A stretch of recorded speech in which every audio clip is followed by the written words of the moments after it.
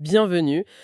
Presque tout le monde a déjà vu la couverture de ce livre, La semaine de 4 heures. Ah oui, impossible de la rater. Et beaucoup pensent que c'est une sorte de guide pour ne plus rien faire. Un fantasme pour aspirants influenceurs. C'est un peu le cliché qui lui colle à la peau. Exactement. Et aujourd'hui, on va essayer d'aller au-delà de ça, pour voir ce que la philosophie de Tim Ferriss a encore à nous apprendre en 2026. Surtout à l'ère du télétravail généralisé et de l'IA. C'est ça la question. Est-ce que cette promesse un peu folle de 2007, elle est encore pertinente? Ou est-ce que c'est juste une relique d'un Internet un peu plus naïf? C'est la question essentielle. Et pour y répondre, je pense qu'il faut tout de suite écarter l'idée de la paresse. C'est un contresens total. Ce n'est pas le but du livre. Non, le livre en fait, c'est pas une méthode pour fuir le travail, c'est une philosophie de vie. Une philosophie basée sur une efficacité, redéfinie. D'accord. L'objectif, c'est pas de ne rien faire, mais de reprendre le contrôle de son temps, pour faire ce qui compte vraiment. Il s'agit de restructurer sa vie pour obtenir un maximum de liberté, d'épanouissement. Et ce, sans attendre une retraite complètement hypothétique. Voilà.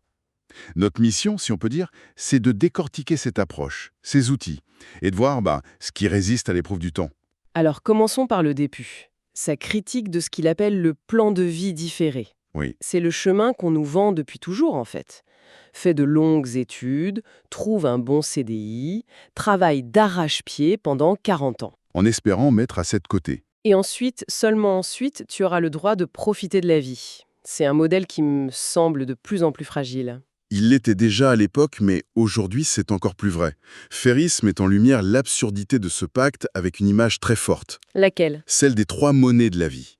Ces monnaies sont le temps, l'énergie et l'argent. D'accord. Et le problème du plan de vie différé, c'est qu'on n'a jamais les trois en même temps. Ah oui, c'est vrai. Jeune, on a le temps et l'énergie, mais pas l'argent. Exact. Adulte, on a l'argent et l'énergie, mais plus une minute à soi. Et à la retraite, on a enfin le temps et l'argent. Mais c'est l'énergie qui a souvent disparu. Voilà. La promesse du livre, c'est de hacker ce système pour essayer d'aligner les trois en même temps. Mais est-ce que c'est vraiment réaliste pour tout le monde? J'ai l'impression que cette idée est taillée sur mesure pour des entrepreneurs du web, des consultants. Des professions libérales, oui. Mais un artisan, une infirmière, comment est-ce qu'ils peuvent espérer jongler avec ces trois monnaies? C'est une objection très juste. Le livre, c'est vrai, s'adresse en priorité à ceux qui ont une certaine flexibilité. D'accord? Mais la philosophie derrière peut s'appliquer bien plus largement. Et c'est là qu'intervient sa redéfinition de la richesse, avec le concept des nouveaux riches. Honnêtement, quand j'entends de nouveaux riches, je pense aux influenceurs de Dubaï, aux traders de crypto. Le cliché, encore une fois. Oui, c'est un peu ça.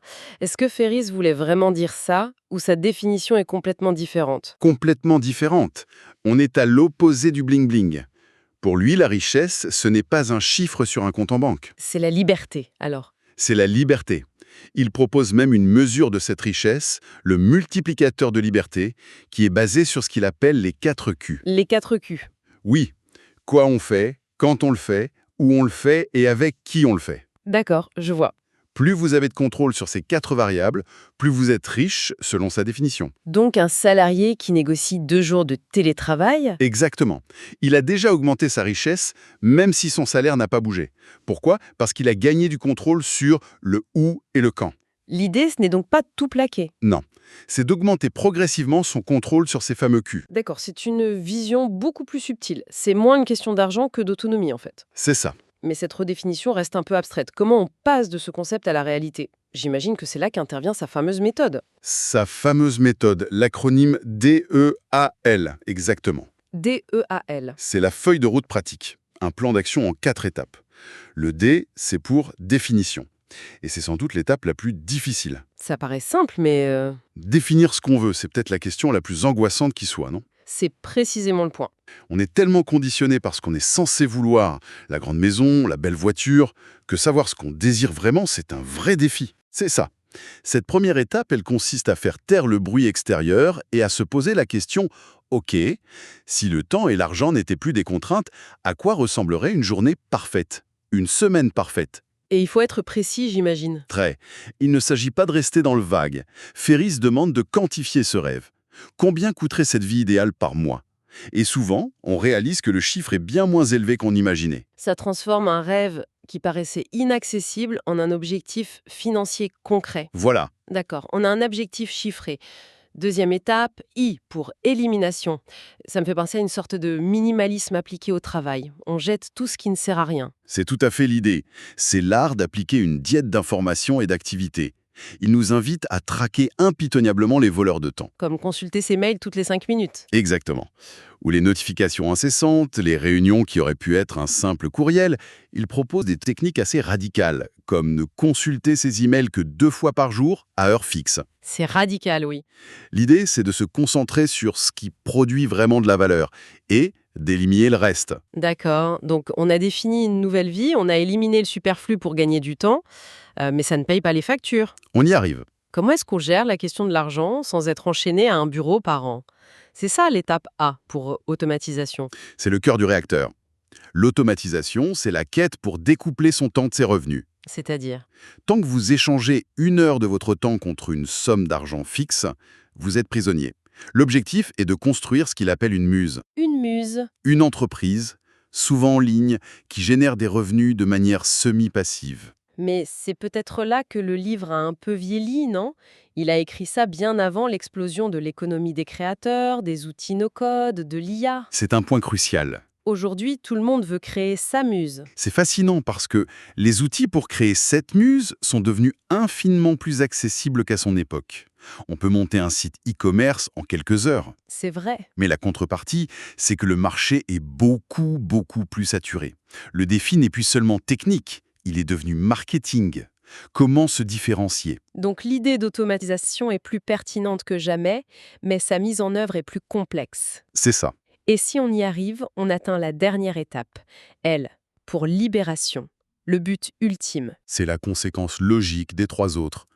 Une fois que vous avez libéré votre temps grâce à l'élimination et vos revenus grâce à l'automatisation, la contrainte géographique disparaît. C'est la mobilité. La libération, c'est la mobilité. Ça ne veut pas dire devenir un nomade digital à plein temps, attention. Non, bien sûr. Ça peut être la possibilité de passer 3 mois d'hiver dans un pays ensoleillé, de travailler depuis une autre ville pour se rapprocher de sa famille. Ou simplement de prendre des mini-retraites. Exactement, des mini-retraites de plusieurs semaines chaque année. Le livre donne cet exemple un peu extrême de la vie en Thaïlande pour 500 $ par mois. Oui, un peu cliché maintenant. Mais le principe est là. Une fois que vos revenus sont délocalisés, vous pouvez choisir votre lieu de vie en fonction du coût de la vie et de vos envies, pas seulement de votre bureau. D'accord, donc la méthode DEAL, c'est la stratégie globale. Mais pour la mettre en œuvre au quotidien, il faut des tactiques, j'imagine. Des outils mentaux pour gérer son temps. C'est là que Ferriss sort ses armes secrètes, non? Absolument. La méthode ne fonctionne pas sans une refonte totale de sa manière de penser la productivité. Et l'outil le plus célèbre, c'est bien sûr la loi de Pareto. Le principe du 80-20. Exactement. Ce qui m'a toujours fasciné avec cette loi, c'est qu'on la voit partout, une fois qu'on la connaît. Mais d'où est-ce que ça vient, à l'origine? Ça vient d'un économiste et sociologue italien, Vilfredo Pareto. Au début du XXe siècle, il a remarqué en jardinant, Ah oui, l'histoire des petits pois. c'est ça, que 20% de ses plantes de pois produisaient 80% de sa récolte. Intrigué, il a transposé ce modèle à l'économie et a découvert que 20% de la population italienne détenait 80% des richesses. Et ce ratio se retrouve partout. Partout. 20% de vos clients génèrent 80% de vos revenus. Vous portez 20% de vos vêtements 80% du temps. 20% de nos efforts au travail produisent 80% de nos résultats. C'est le cœur de l'idée. L'application de ce principe semble évidente, mais... Brutal. Si on suit la logique, on devrait virer 80% de ses clients et ignorer 80% de ses tâches. c'est un peu plus fin que ça, heureusement. Il s'agit d'une analyse, pas d'une règle aveugle. L'idée, c'est d'abord d'identifier ces fameux 20% à haute valeur ajoutée. Qui sont ses clients? Quelles sont ses tâches? Voilà. Et ensuite se poser 2 questions. Comment puis-je consacrer plus de temps à ces 20% et que puis-je faire avec les 80% restants qui me prennent du temps pour peu de résultats?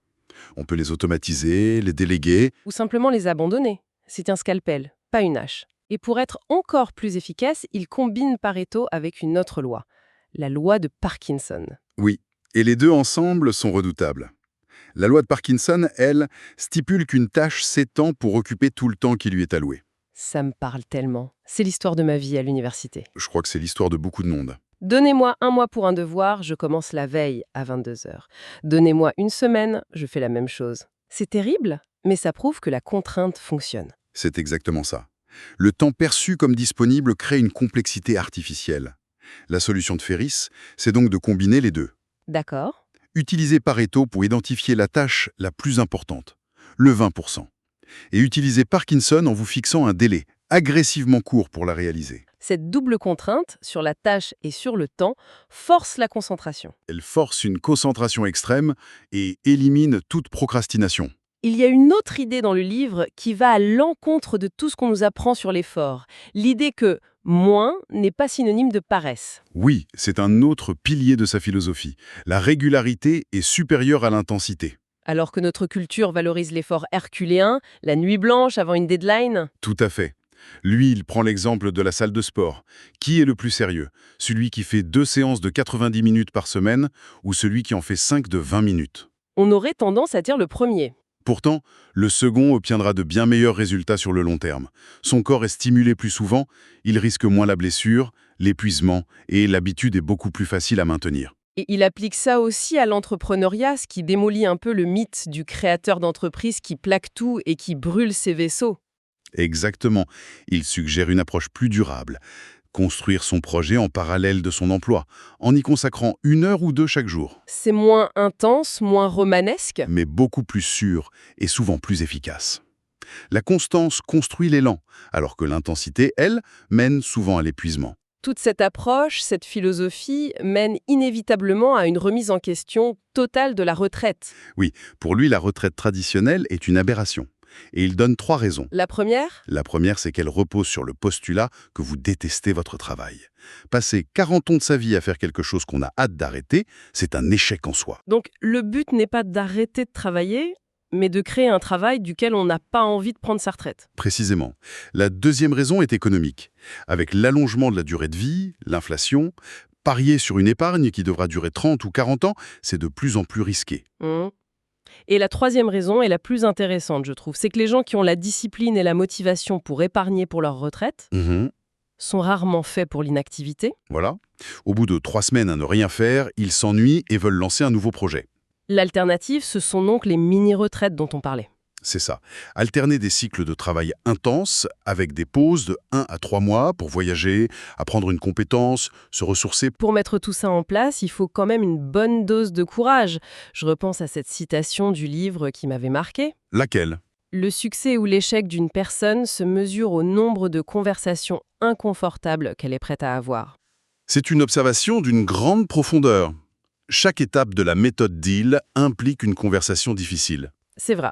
Négocier du télétravail avec son patron, annoncer à ses proches qu'on veut changer de voie, fixer des limites avec des clients chronophages, Tout changement significatif passe par là.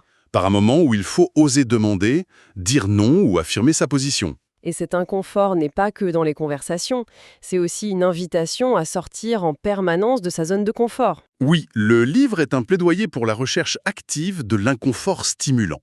Apprendre une langue, voyager seul dans un pays inconnu, aborder des inconnus. Des expériences qui créent une anxiété à court terme. Mais qui élargissent notre perception du possible et renforcent notre confiance en nous. Rester dans sa zone de confort, c'est la définition même de la stagnation.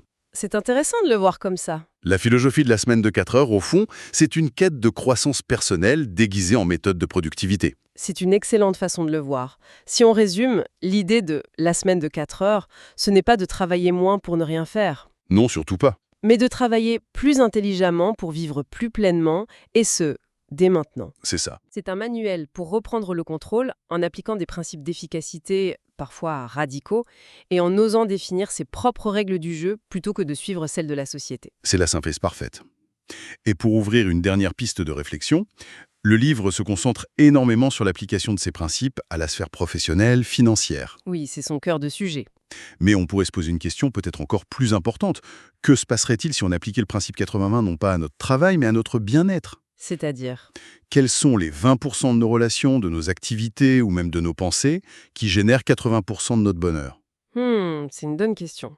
Et à l'inverse, que se passerait-il si on décidait consciemment d'éliminer une partie des 80% de choses qui remplissent nos journées, mais ne nous apportent 20% de joie? La réponse à cette question pourrait être encore plus... Encore plus transformatrice que la simple optimisation de notre carrière.